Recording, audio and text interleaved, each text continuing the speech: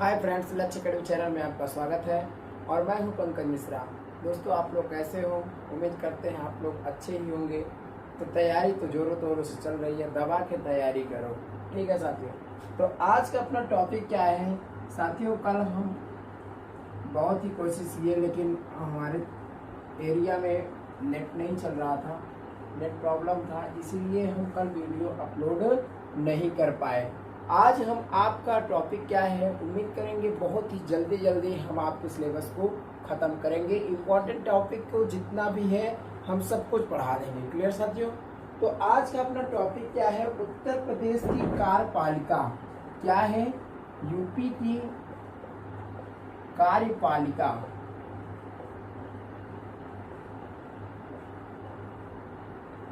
उत्तर प्रदेश की कार्यपालिका आज का अपना टॉपिक है। उत्तर प्रदेश की कार्यपालिका यानी कि शासन व्यवस्था। यूपी की शासन व्यवस्था कैसी है, कैसे चलती है, किस प्रकार से है, इस बारे में हम आज जानेंगे और चर्चाएं करेंगे। तो साथियों, उत्तर प्रदेश की कार्यपालिका यानी कि शासन व्यवस्था, शासन व्यवस्था ये 3 प्रकार से होती है। कितने प्रकार से? 3 प्रकार से। उत्तर प्रदेश के शासन व्यवस्था के 3 अंग हैं। कौन कौन है? मुख्यतः प्रमुख अंग कौन कौन से हैं? तो यह सबसे पहले आ जाता है, सबसे पहले नंबर पे कार्यपालिका। क्या आ जाता है? कार्यपालिका। सबसे पहले नंबर पे आ जाता है कार्यपालिका और दूसरे नंबर पे आ जाता है व्यवस्थापिका। व्यवस्थापिका जिसे हम क्या कहते हैं? विधायिका। जिसे हम विधायिका भी कहते हैं। और तीसरा अंग क्या है? तीसरा अंग है न्यायपालिका। क्या है? न्यायपालिका। उत्तर प्रदेश की शासन व्यवस्था यही तीनों चीजों पर डिपेंड है। यही 3 रूल हैं, यही 3 नियम हैं। उत्तर प्रदेश में शासन व्यवस्था जो चल रहा है इन्हीं तीनों लोगों के जरिए से चलता है। आप लोग इसे नोट डाउन करते चलिए। तो सबसे पहला क्या आ जाता है? अपना कार्यपालिका। क्या आ जाता है? सबसे पहला आ जाता है कार्यपालिका। तो हम कार्यपालिका के बारे में देखेंगे। कार्यपालिका कैसे चलती है, किस प्रकार से चलती है। उसके बाद आ जाएंगे व्यवस्थापिका यानी विधायिका के बारे में। फिर आ जाएंगे न्यायपालिका के बारे में चर्चाएं करेंगे। तो सबसे पहला नंबर टॉपिक क्या आ जाता है? कार्यपालिका। क्या आ जाता है? कार्यपालिका।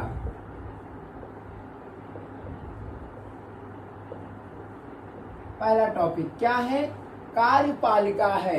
कार्यपालिका संविधान के भाग 6 से संबंधित है। संविधान के भाग 6। कार्यपालिका का संबंध संविधान के भाग 6 से संबंधित है। यह राज्यों के संविधान के बारे में बताता है।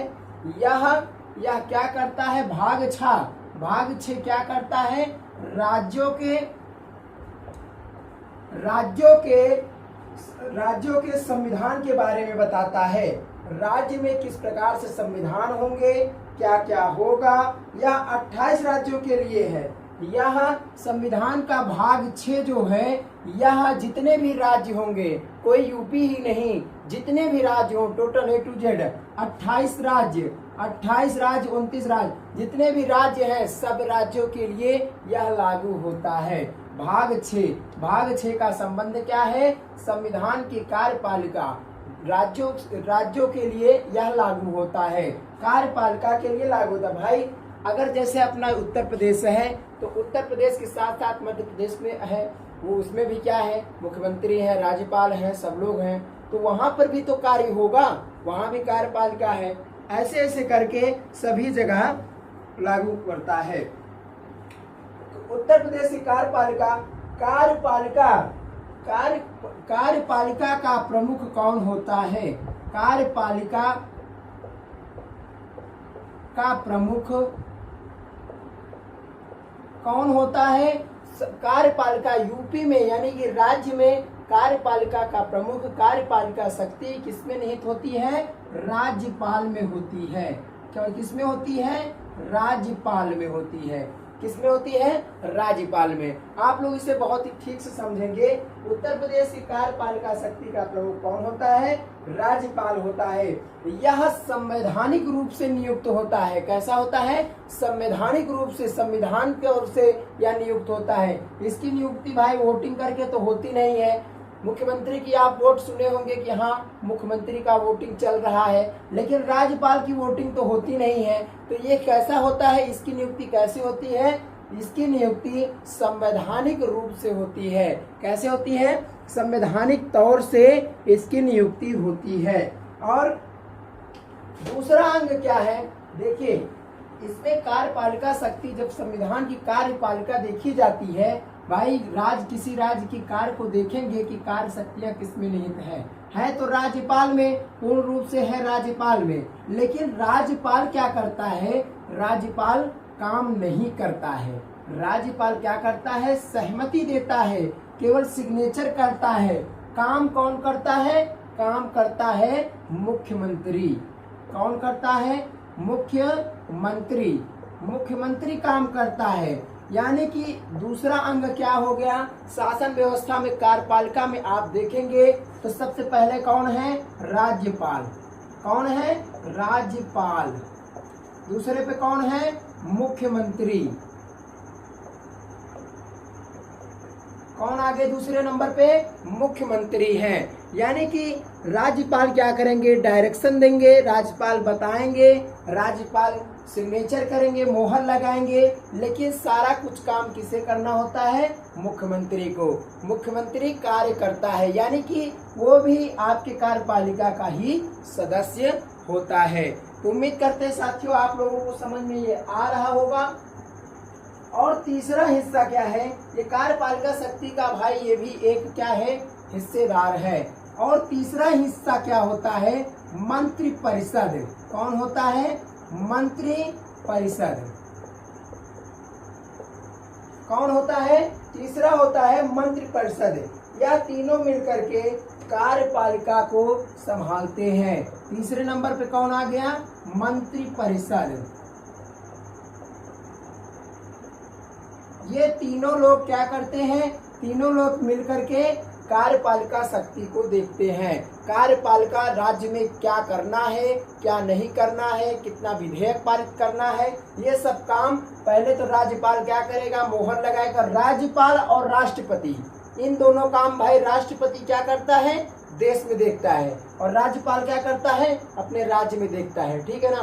दोनों लोग एकदम सेम पोजीशन पे हैं। ये राज्य के प्रमुख हैं और राष्ट्रपति भी अपने देश के प्रमुख होते हैं। और कार्य कौन करता है? मुख्यमंत्री। उधर में कार्य कौन करता है? प्रधानमंत्री। और मंत्रिपरिषद लोग क्या करते हैं? संगठन बनाते हैं, एकत्रित होते हैं।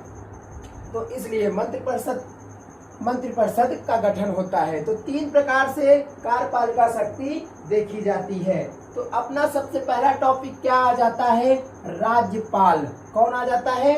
राज्यपाल।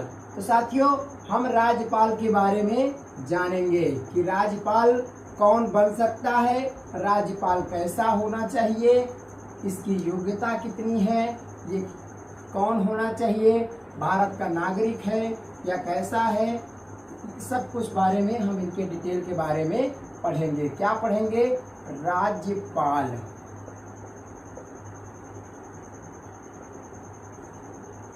राज्यपाल के बारे में हम आज चर्चाएं करेंगे। सबसे पहला काम,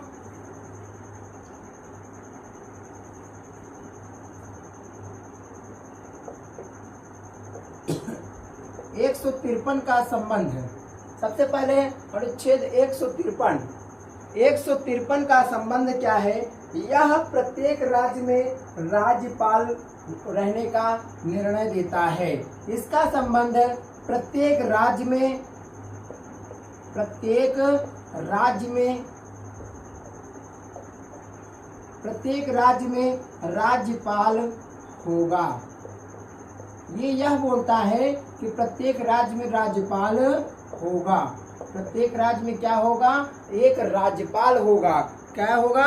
एक राज्यपाल होगा। यह इसके बारे में बताता है। और उसके बाद आप आ जाएंगे 153 के बाद आ जाता है 154। 154 का संबंध किससे है? 154 का संबंध क्या है कि प्रदेश की सभी कार्यपालिका शक्ति राज्यपाल के पास होगी। कार्यपालिका शक्ति निहित होती है। कार्यपालिका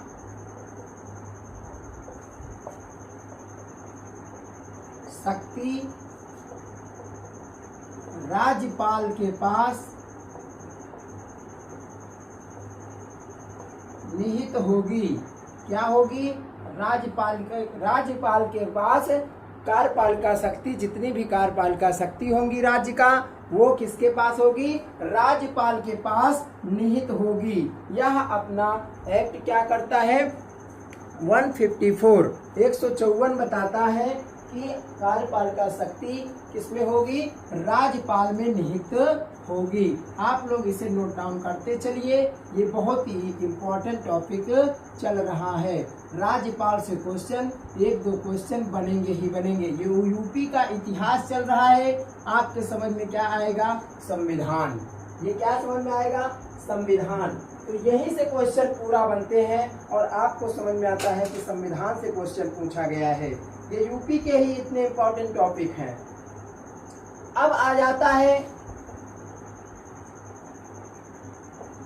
154 के बाद में 155। 155 क्या कहता है? 155 बोलता है कि राज्यपाल की नियुक्ति होगी। राज्यपाल की नियुक्ति, राज्यपाल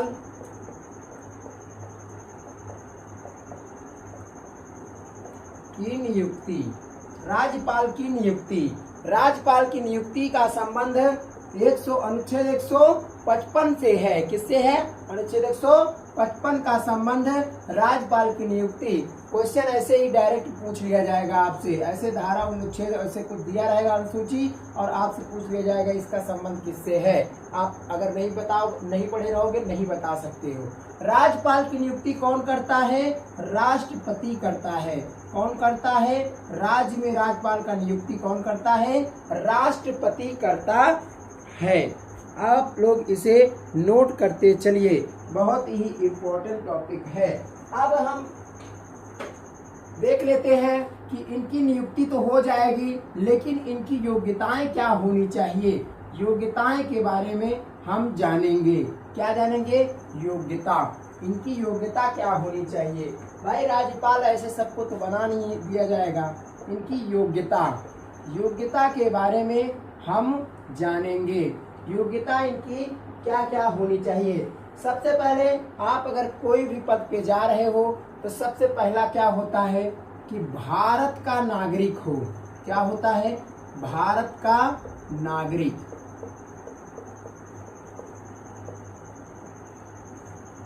नागरिक हो। सबसे पहले योग्यता यही होनी चाहिए कि आप भारत के नागरिक हो। भारत के नागरिक हो। यह अनुच्छेद 157 कहता है। 157 का संबंध है योग्यता से। क्लियर साथियों? और आपकी उम्र, दूसरी योग्यता क्या है? उम्र आपकी 35 वर्ष कम से कम 35 वर्ष कम से कम आपकी उम्र होनी चाहिए। अगर भारत का नागरिक है, 35 वर्ष की उम्र है, तब जाकर के आपको राज्यपाल बनाया जा सकता है। लेकिन अभी और इसमें योग्यताएं और हैं। और योग्यताएं क्या है? सभी योग्यताओं को क्वालिफाई करना जरूरी होगा। और आप राज्य के विधानसभा का सदस्य बनने के लिए आपके पास योग्यता होनी चाहिए। राज्य के विधानसभा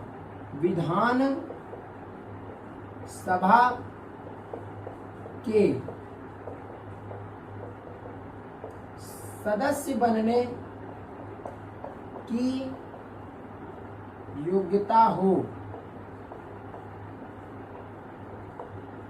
आपके पास इतनी योग्यता होनी चाहिए कि आप विधानसभा के सदस्य बन सको। आपके पास ऐसी योग्यता होनी चाहिए। और आप तीसरी चीज ये हो गई।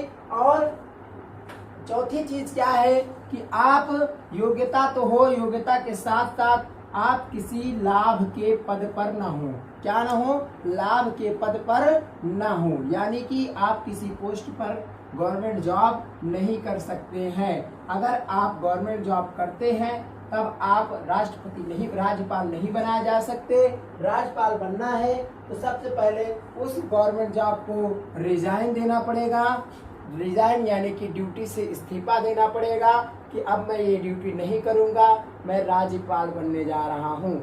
ऐसा आप बोलते हो तब जा करके आपको दिया जाएगा। आप लाभ का पद ऐसा होता है, यानी कि आप चाहे छोटी सी छोटी नौकरी क्यों न कर रहे हो, लाभ का पद अगर है तो आप राज्यपाल के लिए नियुक्त नहीं किए जा सकते हैं। अनुच्छेद 156 क्या कहता है? 155 तक आपको बता दिए। 156 क्या कहता है? 156 बोलता है, अनुच्छेद 156 क्या बोलता है? 156 का संबंध है कि इनका कार्यकाल राज्यपाल का कार्यकाल का संबंध क्या है? अनुच्छेद 156 से कार्यकाल का संबंध है। तो कार्यकाल में क्या होता है? इनका कार्यकाल एक बनाया गया है, कार्यकाल का एक समय बनाया गया है। इनका कार्यकाल 5 वर्ष के लिए होता है। 5 वर्ष के लिए होता है। 5 वर्ष के लिए ये नियुक्त होते हैं, लेकिन ये क्या होते हैं?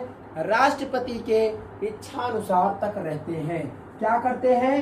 राष्ट्रपति के इच्छानुसार तक रहते हैं। अगर राष्ट्रपति की इच्छा है, अगर आपको चाहे तो आपको 2 महीने के लिए, 4 महीने के लिए आप राज्यपाल बन गए, आपको 1 साल बीता, राष्ट्रपति अगर आपको चाहेगा तो आपको वहां से बहिष्कृत करके हटा सकता है, वहां से आपके पद से इस्तीफा दिलवा सकता है, आपको वहां से हटा दिया जाएगा। तो आपको हटना ही पड़ेगा। और यदि आपके इच्छानुसार का मतलब राष्ट्रपति के इच्छानुसार, इसका मतलब ये नहीं हुआ कि राष्ट्रपति जब तक चाहेगा तब तक आप पूरी जिंदगी राज्यपाल ही बने रहोगे। नहीं, इसका भी एक नियम है कि 5 वर्ष से अधिक आप अपने पद पर रह भी नहीं सकते हो। इसका ये एक नियम बनाया गया है कि आप 5 वर्ष से अधिक पद पर नहीं रह सकते हो, चाहे राष्ट्रपति की इच्छा हो या ना हो, उससे नहीं मतलब है। आप 5 वर्ष से अधिक नहीं रह सकते हो और आप उससे पहले हटाए भी जा सकते हो। ये दोनों शर्तें होती हैं राज्यपाल के अंदर। आप लोग इसे नोट करते चलिए। फिर उसके बाद आ जाता है राष्ट्रपति का शपथ। क्या होता है? राष्ट्रपति का शपथ।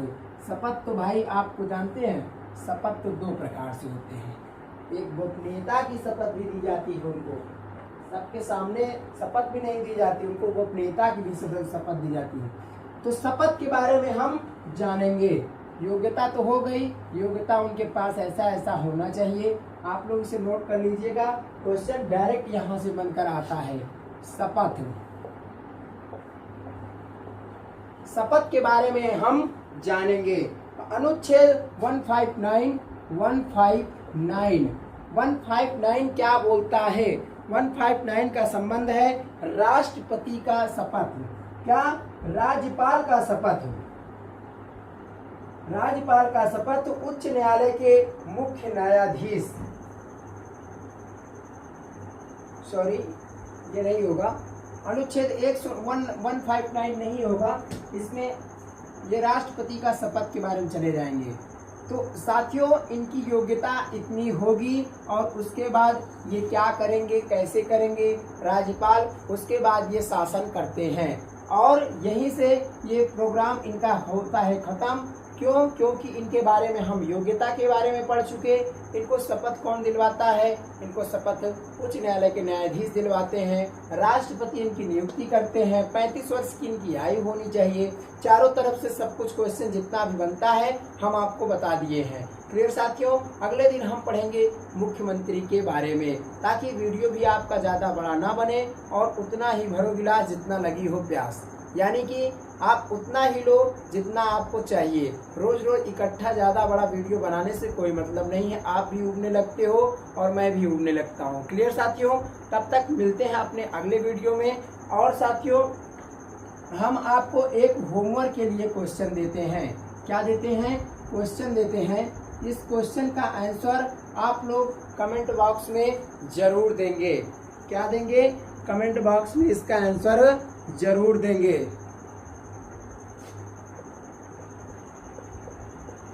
Lord Cornwallis